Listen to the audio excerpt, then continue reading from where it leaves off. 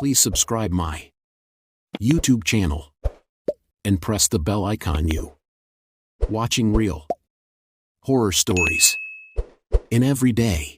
Pastries और patties किसको नहीं पसंद, पर क्या हो अगर ऐसे पेस्ट्रीज और पैटीज बनाने वाली बेकरी आपकी जान ले ले।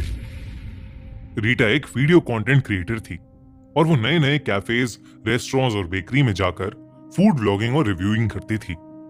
उसकी लाइफ में सब कुछ अच्छा चल रहा था। एक दिन घर पर कोई नहीं था और उसे अपने 12 साल के छोटे भाई डैरेन को स्कूल से पिकअप करना था। उसी दिन उसे दिलखुश बेकरी के खाने को रिव्यू करने का इनवाइट आया। रीटा उस बेकरी को चेकआउट करने के लिए बड़ी एक्साइटेड थी क्योंकि वो पहली इंसान थी जो उस बेकरी को रिव्यू करने वाली थी।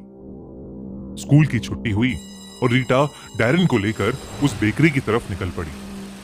डैरेन, जो स्कूल की सारे दिन की थकान से परेशान था, बार बार अपनी बहन को घर वापस जाने के लिए बोल रहा था।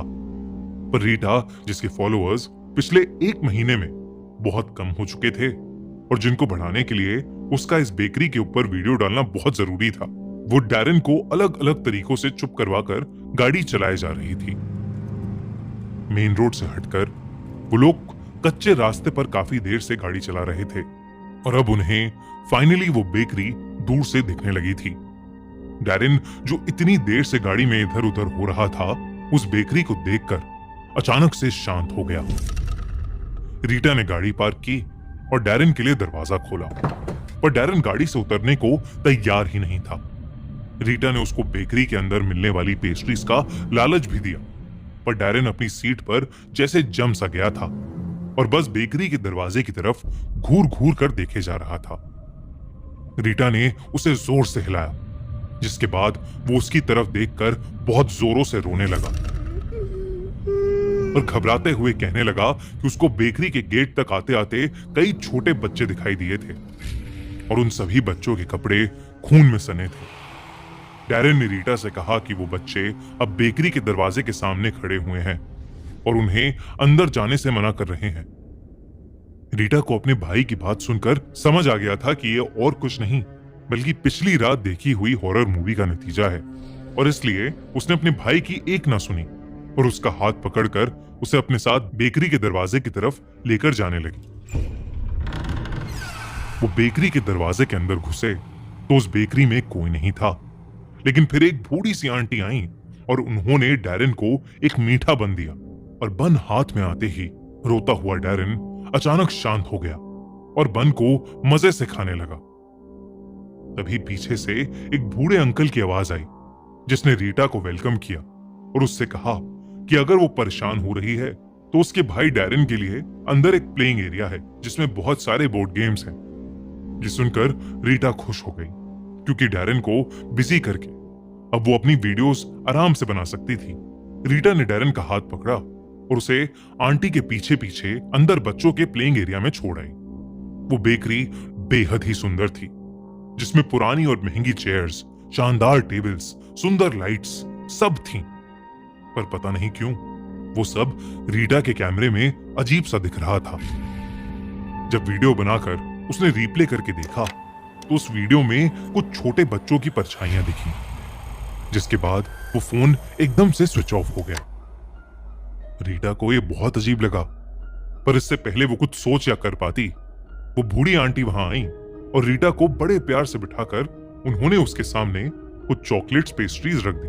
उन चॉकलेट पेस्ट्रीज जैसी सुंदर पेस्ट्रीज रीटा ने पहले कभी नहीं देखी थी और उन पेस्ट्रीज को देखकर थोड़ी देर पहले जो कुछ भी हुआ था वो सब भूलकर रीटा उस स्पॉन्ज जैसी सॉफ्ट पेस्ट्री को खूब शौक से खाने लगी। वो पेस्ट्री खा ही रही थी कि तभी उसके सामने अंकल और आंटी दोनों एक बड़ी सी ढकी हुई प्लेट लेकर आए। इतनी बड़ी प्लेट देखकर रीटा को लगा कि उसके अंदर कोई स्पेशल डिश होगी, पर जब उन्होंने ढक्कन हटाया तो उसके अंदर से उन्होंने 2 बड़ी बड़ी पैटीज निकाली जिसको अंकल आंटी दोनों ने दिलखुश बेकरी की स्पेशल मीट पैटीज बताया। रीटा को पैटीज देकर वो दोनों वापस किचन में चले गए। रीटा ने उस मीट पैटी की एक बाइट ली और बिना रुके झट से उसने अपनी बड़ी सी पैटी खत्म कर ली। उसको समझ ही नहीं आ रहा था कि कोई इतनी टेस्टी पैटीज कैसे बना सकता था। तभी रीटा को याद आया कि वो खाने पीने में इतनी बिजी हो गई थी कि वो अपने भाई डैरेन को भूल ही गई थी। उसने सोचा कि वो बची हुई पैटी डैरेन को ले जाकर खिला देगी। रीटा जब प्लेइंग एरिया में पहुंची तो उसने देखा कि उसका भाई डैरेन वहां था ही नहीं। रीटा उसे पूरी बेकरी में ढूंढने लगी पर वो कहीं मिल ही नहीं रहा था। उसे ढूंढती हुई रीटा जब उस बेकरी की किचन में पहुंची तो वो दंग रह गई। उसने देखा कि वो बूढ़े अंकल एक इंसान के दिल को चाकू से छोटे छोटे टुकड़ों में काटकर एक प्लेट में रख रहे हैं और आंटी उन्हीं टुकड़ों को पैटीज में भर रही हैं। तभी उसे एक किचन के कोने में अपना छोटा भाई दिखाई दिया जो बेजान सा वहां पड़ा हुआ था। उसकी पूरी छाती पर कट्स लगे थे। ऐसा लग रहा था कि उसकी छाती खोलकर उसका दिल निकाला गया है। रीटा को अचानक से ये रियलाइज हुआ कि वो दिल जो अंकल काट रहे थे वो किसी और का नहीं बल्कि उसके छोटे भाई डैरेन का ही था। ये सब देखकर रीटा की सांस सूख गई और उसके मुंह से अचानक से एक चीख निकली। तभी वो दोनों बूढ़े अंकल आंटी रीटा की तरफ मुड़े और रीटा को देखकर एक अजीब ढंग से मुस्कुराने लगे। रीटा घबरा उठी और जल्दी से बेकरी से बाहर भागी। जैसे ही उसने उस बेकरी से अपनी गाड़ी निकाली तो उसे गाड़ी के रियर व्यू मिरर में कई सारे बच्चों की आत्मा दिखी। सबकी छाती पर बहुत सारे कट्स थे।